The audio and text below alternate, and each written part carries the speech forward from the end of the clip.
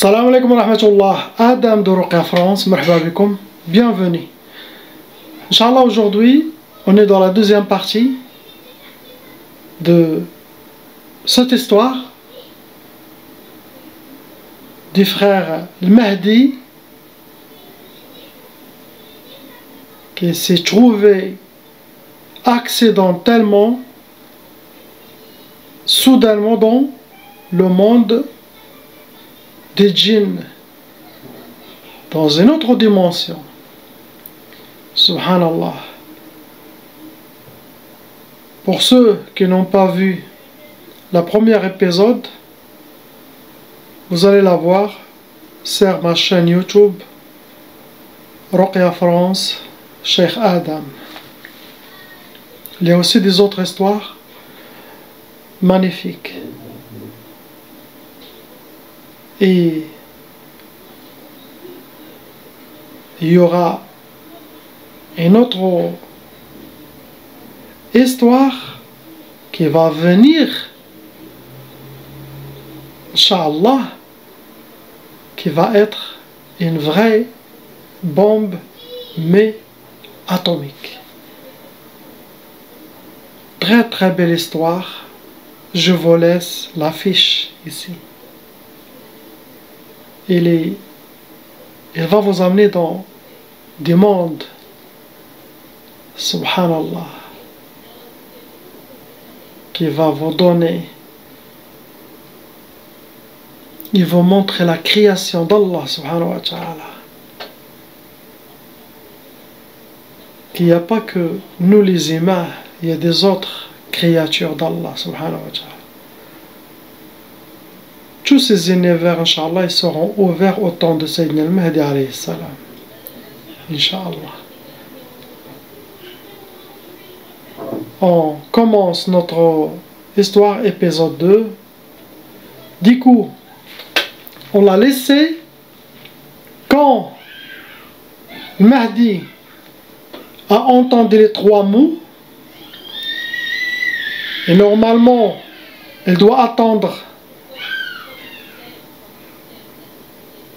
5 minutes, 10 minutes avant de sortir. Mais, comme il a dit dans son audio, le Mahdi, avec la peur et tout ce qu'il a vu dans cette grotte, il est allé en courant et sortir.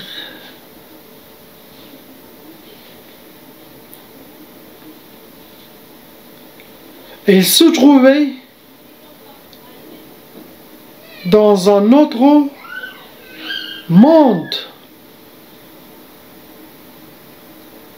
qui ne ressemble à rien du tout à notre monde et qui n'a jamais ni vu dans le cinéma, ni dans ses pensées, ses imaginations.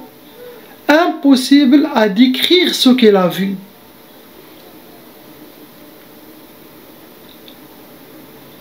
Une désert immense à l'infini, jaune, le temps fait un peu rouge, ciel aussi qui va vers le rouge.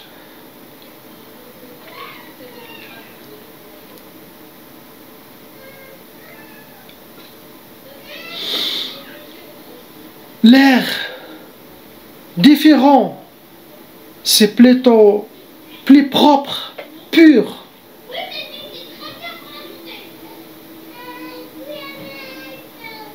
Et des choses gigantesques. Lui, c'est comme une fourmi dans son monde. Et se tourne à gauche, à droite, derrière lui, pour trouver cette grotte ou la sortie où les montagnes Atlas que lui connu, où est-ce qu'il y avait cette grotte pour retourner chez lui à sa maison au Maroc, mais rien.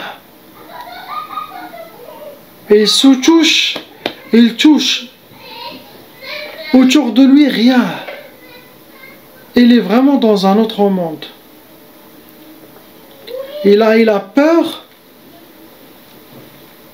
en même temps étonné et choqué de ce qu'il voit.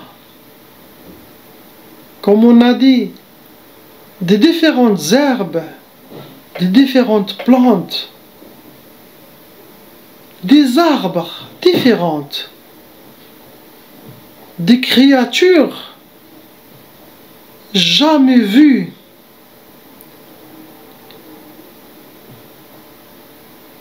Il n'a même pas posé la question je suis où, dans quel monde, à cause de tout ce qu'il voit. Il est resté dans son cœur, ya Allah, je veux retourner chez moi. Mais en même temps, il a aimé regarder par curiosité, c'est quoi ça?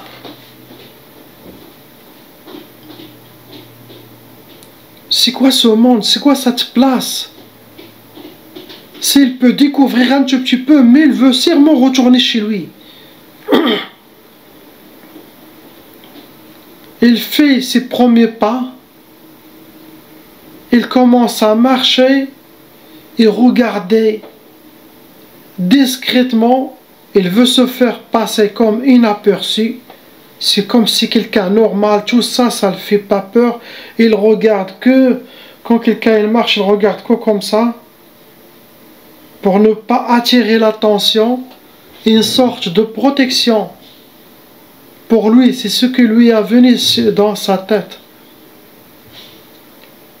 Et est-ce que vraiment toujours, est-ce qu'il est dans un rêve? Est-ce que c'est l'effet des hallucinations de cette grotte, mais en même temps, quelque chose dans sa tête, il dit ce n'est plus la grotte ici. Tu es bien et belle dans une autre dimension, une autre terre. Et Allahu Alam, il est où la terre humaine? Dans sa tête.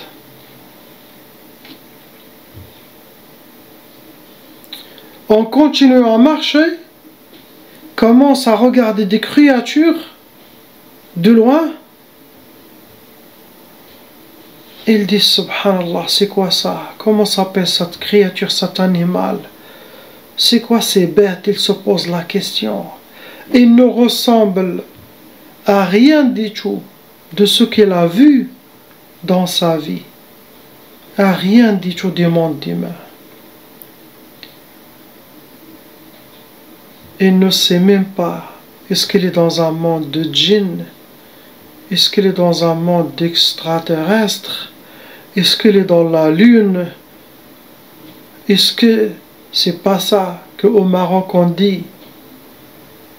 Il a été jeté dans Tilt el-Khali, dans cette zone, dans une autre dimension vide.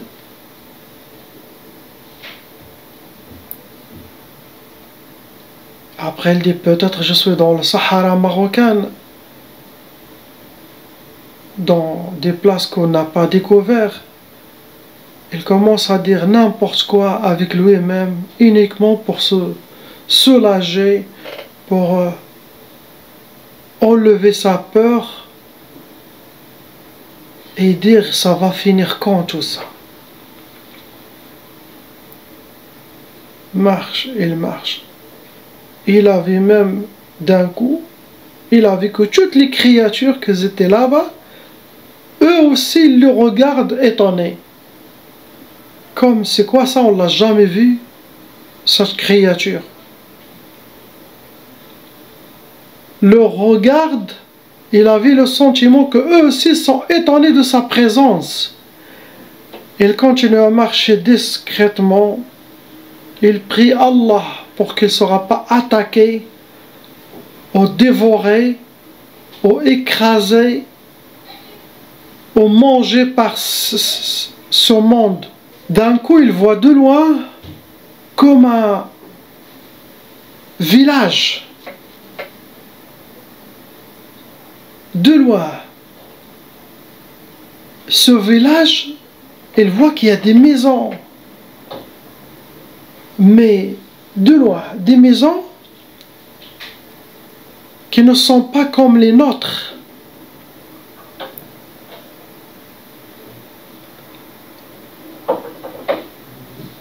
C'est comme fait à la main. Il n'y a pas quelque chose de notre technologie. Tout traditionnel, naturel, terre jaune ou pierre ou terre rouge, des bois. Le qanneb, qu'est-ce qu'on dit le qanneb? Les cordes naturelles, faites avec des herbes. Et en marchant vers ce village, il a entendu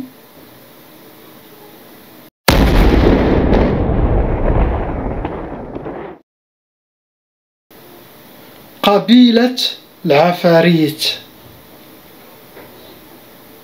قبيلة العفاريت. Il l'a entendu 3 fois. قبيلة العفاريت. C'est comme en français, c'est la tribu des Ifrites. C'est le village des Ifrites. Car il y a des djinns normales, il y a des shayatins normales, il y a des shayatins marides, il y a des ifrites. Ce sont plus dangereux que ces autres catégories. Et après cela, il y en a les rôles, les géants. Ceux-là, ils sont au milieu, ils sont très dangereux aussi. Ils ont plus de force que les shayatins normales ou les maradas. En entendant ces 3 choses, il a eu peur, mais en même temps, il renforce son cœur pour aller voir. Peut-être il y en a une sortie ou le demander de l'aide. Aussi demander de l'aide à qui? Il a entendu l'Afarit 3 fois. Et en se tournant, après la 3e fois, il a entendu une autre voix derrière lui.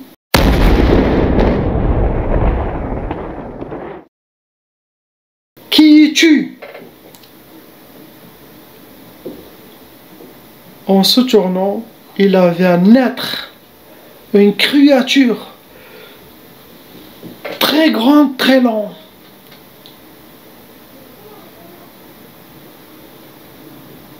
Pas humain, pas animal, pas dinosaure. Il ne sait pas c'est quoi cette créature. Il avait des cornes, très grands. Il avait ses pieds, ce sont des pieds d'âne, d'animal, d'âne, de l'âne.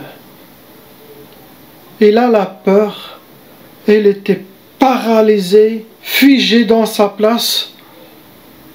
Il ne sait même pas quoi répondre. Et il lui a dit encore, qui es-tu? Il a dit, je suis humain, je suis parmi humains perdus. Qu'est-ce que tu fais ici? Et sans réponse. Qu'est-ce que je vais répondre? Mais je suis, oh ya Allah, je vais avoir une crise cardiaque. Et là d'un coup, il y a 2 autres créatures qui viennent, plus grands que sa taille. Chacun comment il est, ils font vraiment peur, qu'ils l'attachent. Lui moitié évanoui, moitié réveillé, le cœur qui bat. Ils l'ont pris, commencent à le tirer vers le village. Ils l'ont amené dans un Ils l'ont mis dans un présent. Et en rentrant de ce présent, pas comme nos présents à nous,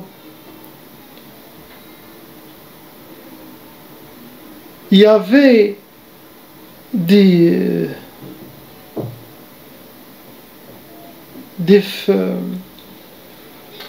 bâtons comme en bronze, très très solides, dans ce présent, dans cette cellule. Et en marchant, il a rendu compte qu'il y en a deux qui sont aussi humains, deux humains, dans ce présent séparés. Mais ça se voit, lui il regardait, est-ce qu'ils sont aussi des Marocains? Est-ce que, apparemment, un, il est au Chinois, mais il avait les yeux, et il ne sait pas. Tout il regardait, dans leur visage aussi curieux de savoir qui est, c'est un humain. Il voit que on est comme toi, mais il n'ose pas parler. Le deuxième, peut-être, philippinien, il a dit, quand il regarde, il sait bien que ce ne sont pas des Marocains. Ils l'ont jeté dans sa cellule, fermé, et sont partis. Les autres, chacun il parle les langues. Personne ne parle.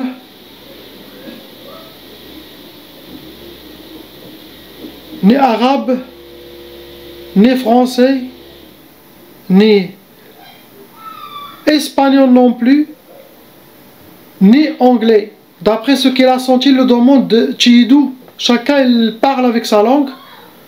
L'autre il parle philippinien. Il croit que lui, est-ce qu'il est philippinien? Le Mahdi, il entend. Le deuxième aussi, il parle chinois. Pourquoi? Ou une autre langue que le Mahdi n'a pas compris. Ce sont des langues humaines. Mais le Mahdi, il peut se communiquer en anglais, français, arabe, un peu espagnol. Mais apparemment, il commence lui à dire arabe, arabe. Arabe, Maroc, Maroc, Morocco, Morocco, Marruecos, Marruecos.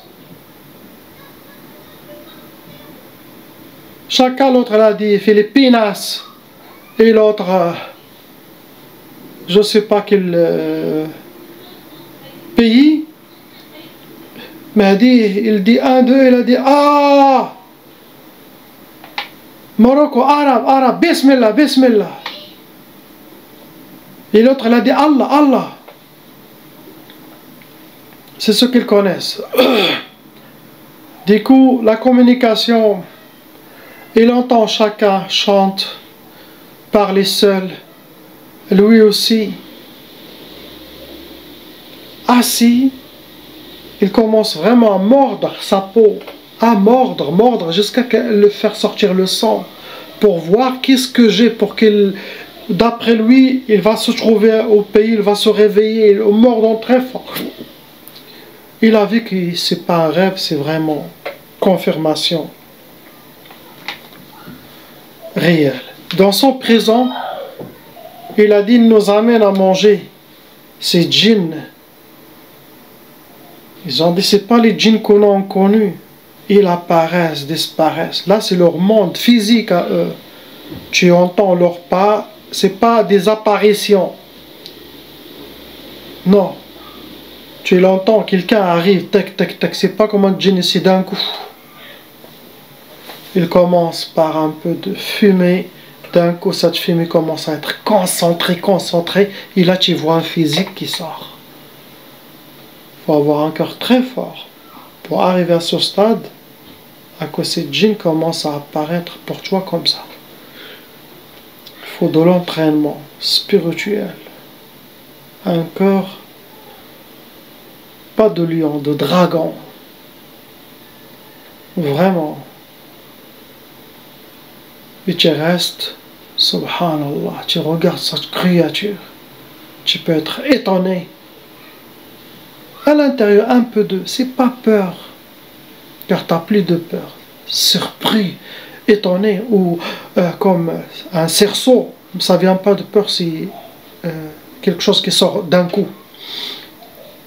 Tu dis, mais tu m'as fait peur, ou quelque chose comme ça, tu vois. Non, j'entends, trac, trac, trac, trac. Ils l'ont donné comme des plats, mais en bois, un bois qu'il n'a jamais vu. Cuillère aussi bois.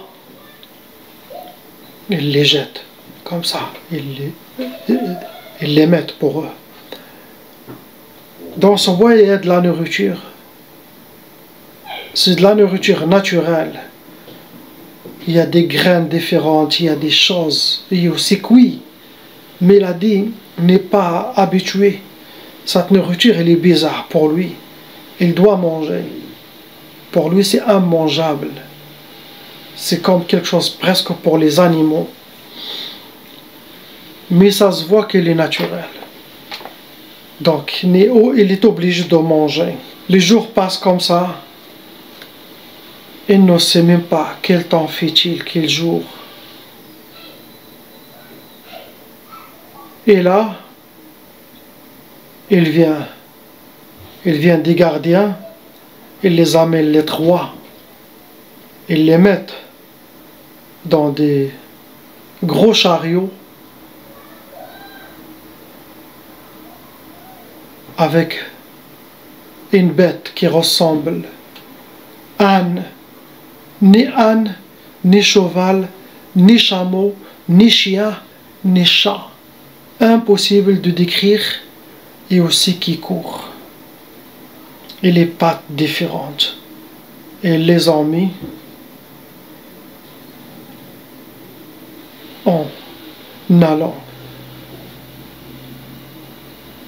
Ils ne savent pas où aller. Tous, ils avaient peur qu'ils vont être exécutés ou mangés ou cuits. Avalés, ils ne savent pas. Du coup, il y avait le silence total. Uniquement, ils observent. Dans son chemin, il a vu l'incroyable. Il a vu l'étonnant. Il a vu les surprises, les miracles d'Allah subhanahu wa ta'ala, les créations d'Allah subhanahu wa ta'ala dans son chemin.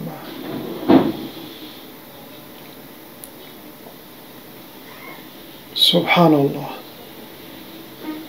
Et d'un coup, ils voyaient qu'ils allaient à un très grand palais. Très grand palais. Ça se voit. Ce palais, c'est de quelqu'un très important. Ce palais, il était solide. Il y avait des pierres. Il y avait des calligraphies, des langues qu'elle n'a jamais vues écrites autour de ce palais. Immense. Beaucoup de gardiens, et chaque gardien, ils sont différents que les autres. Des gardiens de djinn. À l'entrée de ce palais, ils se sont jetés dans une très grande salle avec les gardiens autour, devant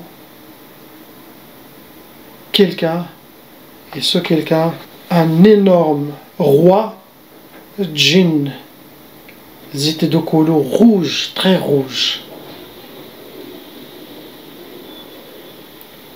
Assis sur sa trône, il avait une couronne sur sa tête, il avait des très gros cornes, pas comme les autres. Toutes les autres, elles ont des cornes. Lui, il avait des cornes vraiment immenses. Ça se voit qu'il est quelqu'un de très important. Au même temps, Mahdi, il a senti qu'il a une présence qui n'est pas comme les autres. Et que toutes les autres, ils sont debout avec un respect. Ils sont durs. Lui, il regardait les trois. Il s'est adressé à Al-Mahdi. Directement avec une voix très grosse, très forte. pourquoi vous êtes ici? Pourquoi vous êtes là? Tous ils avaient peur. Ils attendent que les gardiens répondent à leur place. À cause de tout ce qu'ils ont vu, ils sont choqués, bouche bée, figés. Qu'ils regardent. Le roi était fâché. Il a crié. Pourquoi vous êtes là? Pareil. Ils tremblent. Ils veulent que mourir ou que la terre s'ouvre pour qu'ils les avalent, qu'ils ne soient pas dans cette situation. Et le Mahdi, il a dit, je ne sais pas comment je suis arrivé ici. Par hasard, je me trouve ici. Il a dit, toi, surtout toi, maintenant, tu as 3 choix. Il a dit, je te donne 3 choix. Choisis un de eux. Le premier choix, c'est de devenir avec nous, avec nos conditions, de faire ce qu'on vous dit, obéissance totale, sans objection. La deuxième, c'est de tuer ces deux-là et tu bois leur sang.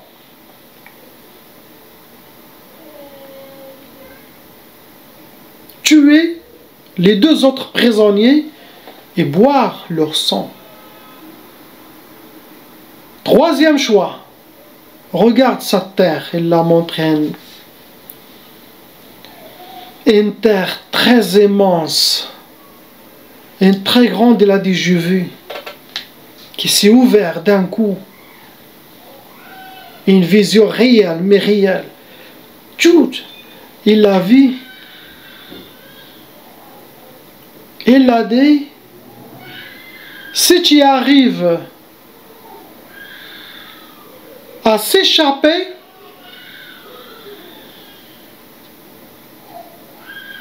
je te félicite. S'échapper ou mourir dans sa terre. Le Mahdi, il regarde ces 3 choix. Le premier, d'être avec vous. Qu'est-ce que je dois faire? En même temps, je dois retourner à mon pays. Qu'est-ce qu'ils vont me faire? Je ne suis pas comme eux. Deuxième choix, tuer les gens, c'est haram. Je ne peux pas tuer, boire les sangs de ces gens-là, c'est des shirk. Troisième choix, je vais faire la ilaha illallah Muhammad Rasulullah. Il a choisi, il a dit le troisième choix.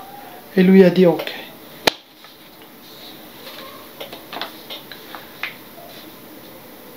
D'un coup, il se trouve jeté dans ce gros terrain que ce grand djinn shaitan roi lui a montré.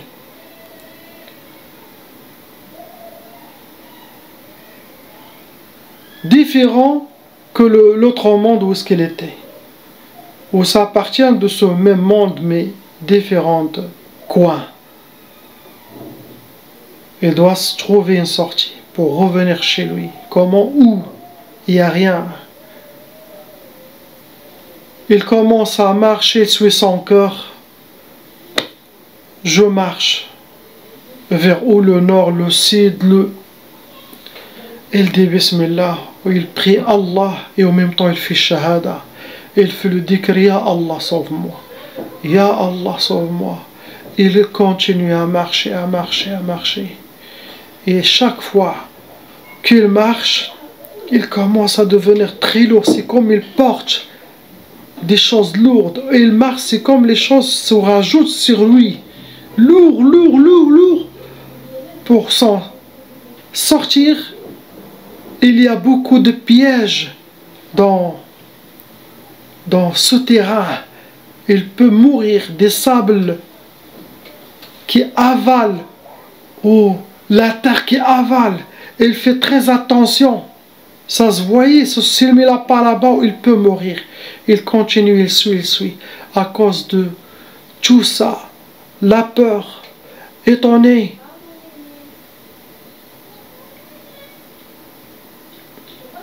les fardeaux, la fatigue. Il commence à perdre force et connaissance. Il s'est assis dans une place. Il commence à prier, faire dhikr jusqu'à qu'il est tombé. D'un coup, dans ce sommeil, ou cet stade d'évanouissement inconscient, il sent que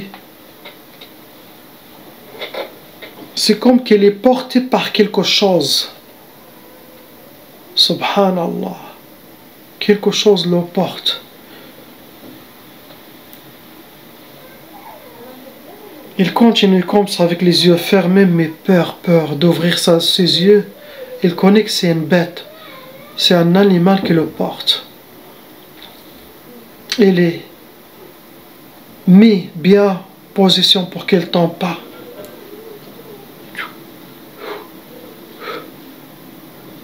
D'un coup, il décide d'ouvrir ses yeux tout doucement. En ouvrant, il a bien constaté que c'est un animal aussi qui n'est pas de cette terre. Et quand il a ouvert les yeux, cet animal a parlé et lui a dit: tu es réveillé, n'aie pas peur. Il a dit: regarde cette porte, est-ce que tu vois cette porte? Est-ce que tu le vois? Et lui a dit: oui, je vois la porte. Il lui a dit: tu vois la rivière à côté? Il a dit: je vois. Il a dit: tu descends, tu bois de cette eau et tu vas rentrer dans cette porte. Il lui a dit: tu as beaucoup de chance, tu es très chanceux. Il est descendu, il marche, il boit, il rentre dans cette porte. Et d'un coup, subhanallah,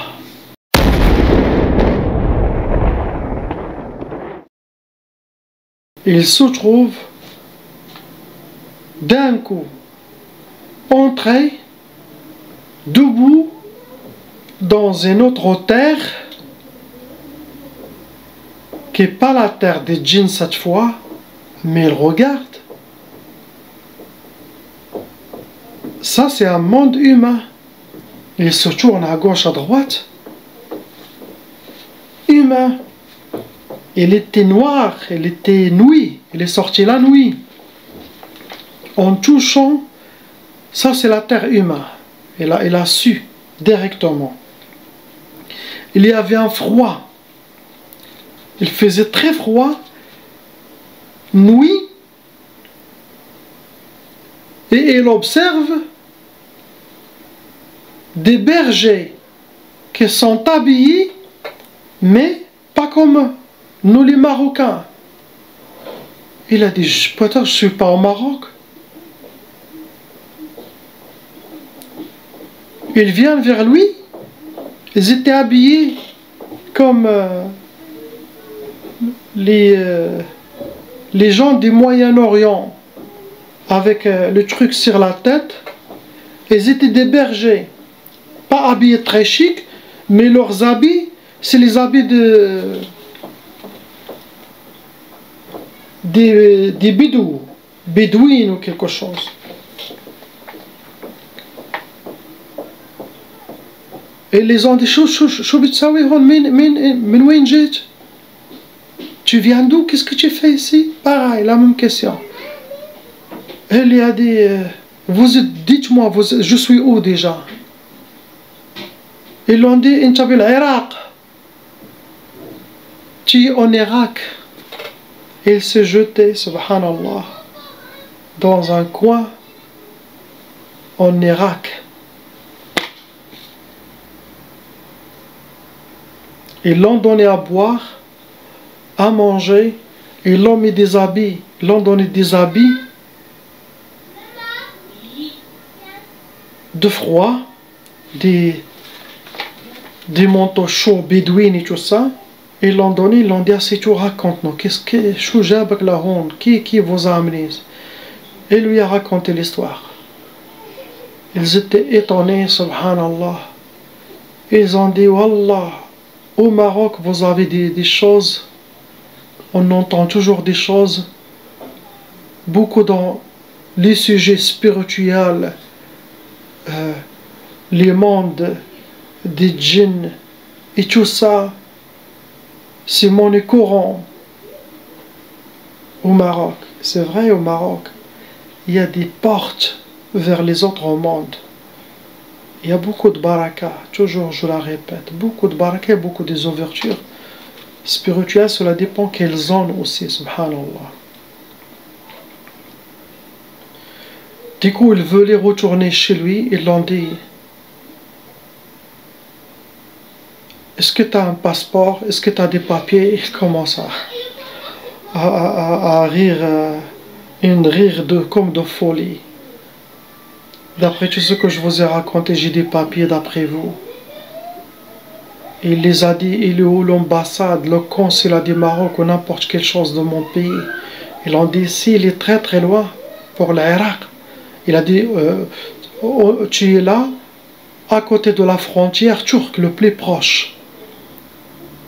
Si tu veux, on peut te guider vers le passage, tu passes en Turquie. Peut-être c'est plus facile à trouver une consulat là-bas, une ambassade. Ici, il faut aller vers la capitale et très très très loin.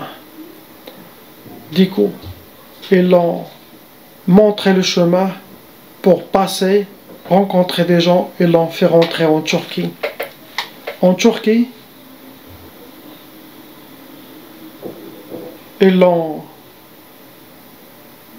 est allé demande les gens.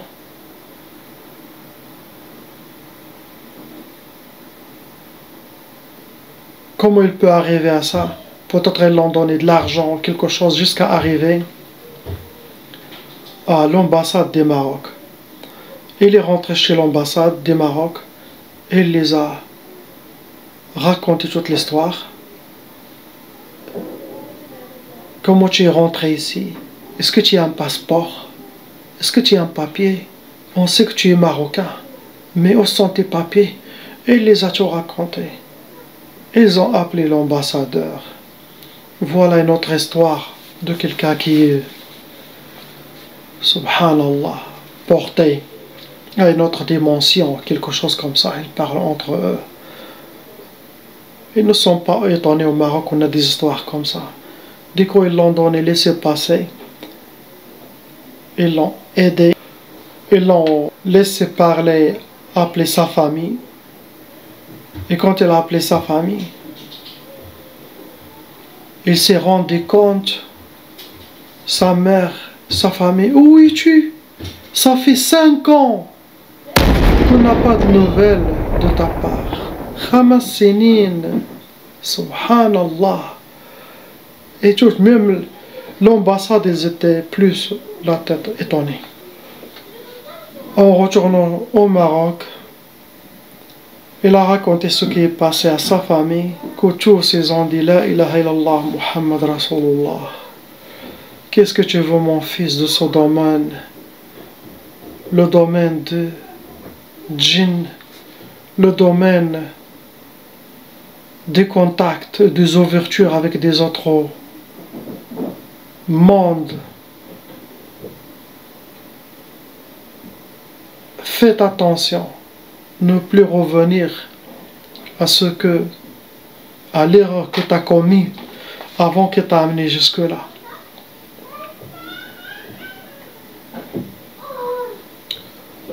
Et là, le Mahdi a décidé de ne plus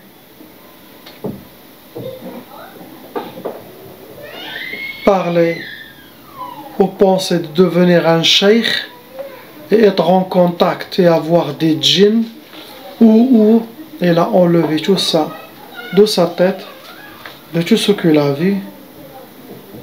Il a décidé de ne plus raconter rien, car c'est qui va le croire?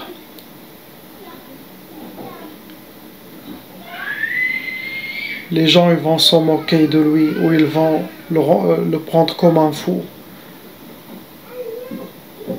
Il a repris sa vie normale, tout doucement. Il commence, alhamdoulilah, ses prières, ses dhikr d'Allah, sa foi. Il a monté, renforcé. Il a plus d'expérience, subhanallah. Avec le temps, le Mahdi s'est marié, il a fondé sa famille, et maintenant le Mahdi vit normal, comme tout le monde, travaille, alhamdulillah, il ne manque rien du tout. C'est ça l'histoire de ce frère Mahdi. Comme Allah subhanahu wa ta'ala il dit dans le Coran, Wala tarmu anfusakum ila tahluka. L'explication qu'il a un peu proche, c'est ne pas se jeter dans le mal, comme ne te jette pas dans le feu, ne te jette pas dans la bouche des lions. En français, je ne sais pas qu'est-ce qu'ils disent ici, mais ne pas se jeter dans le mal. Il faut toujours connaître.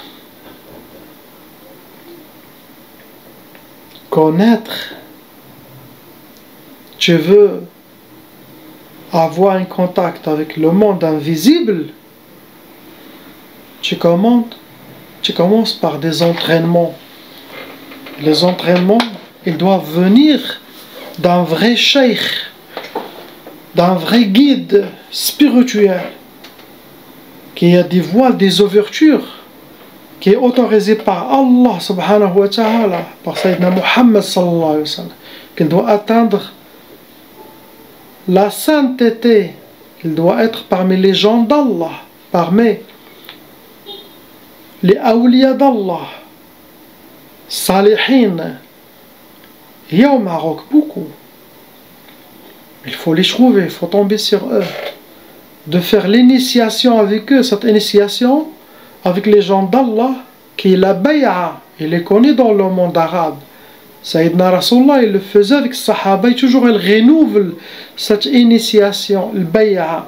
Cette initiation, qu'est-ce qui fait? Ça te fait connecter spirituellement ton cœur avec le cœur de ton cheikh. Le cœur de ton cheikh, il est connecté au cœur de Sayyidina Muhammad sallallahu alayhi wa sallam, au cœur de la présence divine, Allah subhanahu wa ta'ala. Du coup, c'est une source pure. Avec cette source, tu seras guidé, tu seras inspiré, les portes s'ouvrent et aussi protégées, avec une protection. Car celui qui n'a pas un guide, et celui qui n'a pas un cheikh, Shaitan sera son cheikh. Depuis l'histoire de l'islam, toujours il y a le disciple, il y a le maître, un guide. Mais Shaitan, il a enlevé cette sunna. Tout le monde dit, ah non, j'ai pas besoin d'intermédiaire, je suis directement avec Allah. C'est comme ça mon frère ou ma soeur. Allah n'avait pas besoin d'envoyer les prophètes comme intermédiaire. Tu vas t'adresser directement à lui, subhanahu wa ta'ala. Mais en vie, il y a des lois dans cette terre. Maintenant, on doit vivre la sunna d'Allah sur cette terre. Il faut suivre, être guidé. Quelqu'un est dans la main, quelqu'un qui a déjà traversé ce océan et qui a déjà goûté tout. Il a dépassé toutes les épreuves de ce océan et quand il est arrivé à la surface, Sayyidina Muhammad sallallahu alayhi wa sallam, Il a dit à ce cheikh, maintenant, tu es habillé par les gens d'Allah, tu es un awliya, tu es un saint, reviens et aide les autres qui sont en train de se noyer dans ce chemin. C'est ça le guide. Il t'apprend le cœur de l'islam, le vrai islam, l'âme de l'islam, la science du cœur, voir avec l'œil de ton cœur, d'être connecté, d'être spirituel.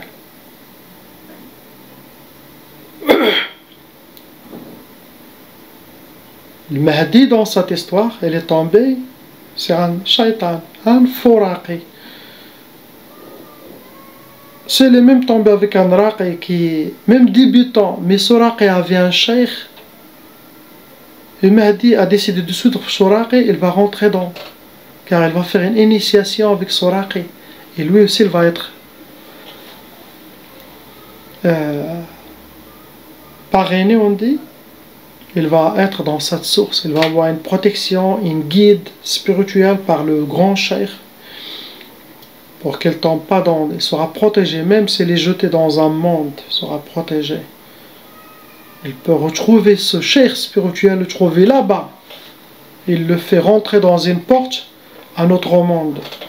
Il y a des awliya qui ont sauvé beaucoup.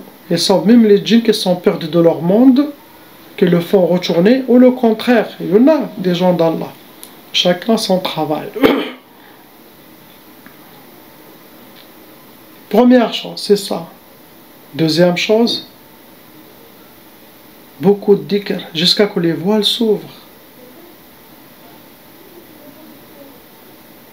Et avoir connexion aussi avec des djinns musulmans, des autres créatures d'Allah. Il faut connaître les djinns musulmans.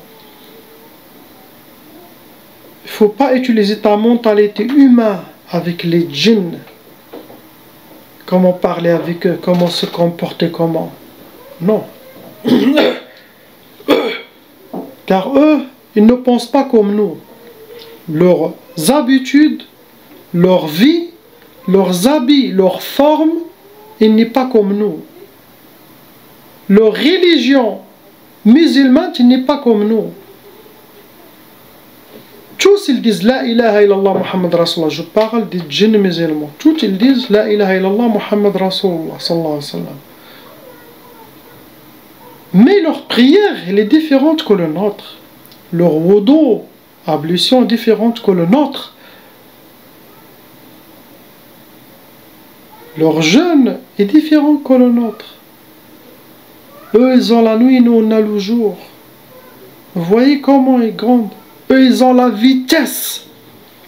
Nous, on est très lent pour eux. Très lent. Eux, ils doivent avoir plus de patience pour nous. Car tu vois, quand tu penses à quelque chose, lui, il l'a déjà lu. Avant qu'il sorte de ta bouche cette question, lui, il a déjà...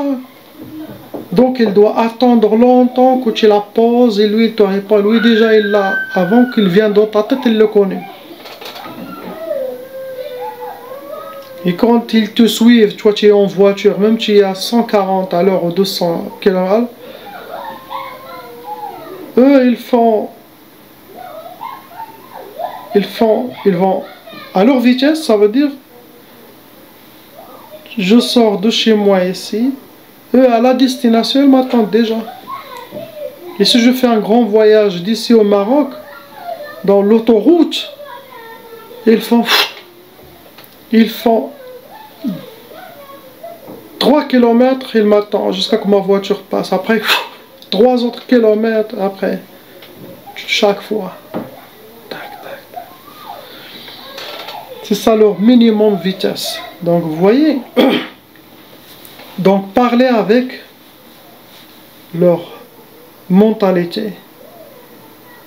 Il faut apprendre ça.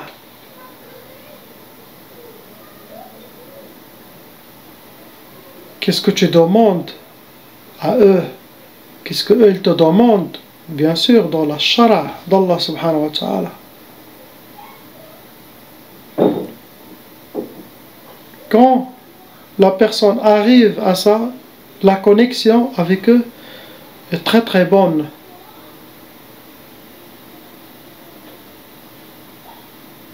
Être connecté avec eux, intelligent aussi, éveillé, réveillé, et surtout un cœur très fort, un guerrier d'Allah, un lion d'Allah sur terre. Sinon, tu as quelqu'un, un très très bon cœur, pur, ils aiment ça. La connexion sera facile aussi. Les apparitions, cela dépend, comme eux veulent, comme Allah veut.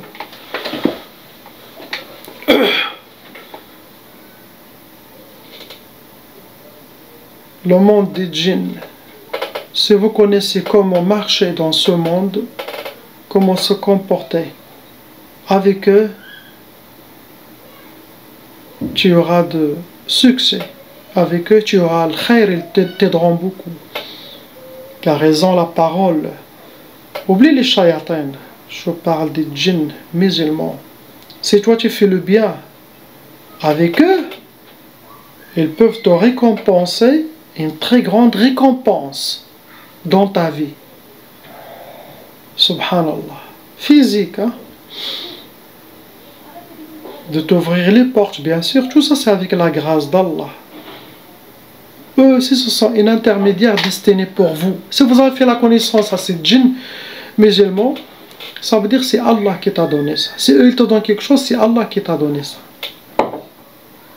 Comme ça, les gens qui disent « Ah, c'est Allah qui donne », c'est dans les commentaires. Voilà, j'ai déjà répondu à vous. Vous avez compris? Khalas. C'est pas ton père ou ta maman qui te donne, c'est Allah qui donne. Eux, ce sont des intermédiaires. Si Allah il a permis à vous de faire une rencontre avec des djinns musulmans, des très bons djinns, car toujours eux aussi, ils ont besoin de... Nous, on a une force que vous ne pouvez pas imaginer plus que eux. Si tu es avancé, eux, ils t'apprennent de toi. Eux, ils te demandent de l'aide. Eux, ils ont besoin. Car nous, ici dans notre monde, quand on réagit pour les djinns, c'est très très fort. S'il y a une guerre entre les djinns eux-mêmes, ils ont besoin de toi. Car ta force à toi, elle dépasse toute leur force. Toi, tu peux vaincre ce plus grand chef que eux, ils ne peuvent pas. Eux, ils peuvent vaincre, mais ils doivent mourir. Il y a beaucoup qui vont mourir. Mais toi, avec un seul geste, il finit. Car tu as une force humaine. Avec leur force djinn, les deux, imagine ce qu'ils donnent. Ils ont toujours besoin de nous. Et nous aussi, on a besoin de eux. Ça, vous allez le connaître dans la prochaine histoire. Inch'Allah.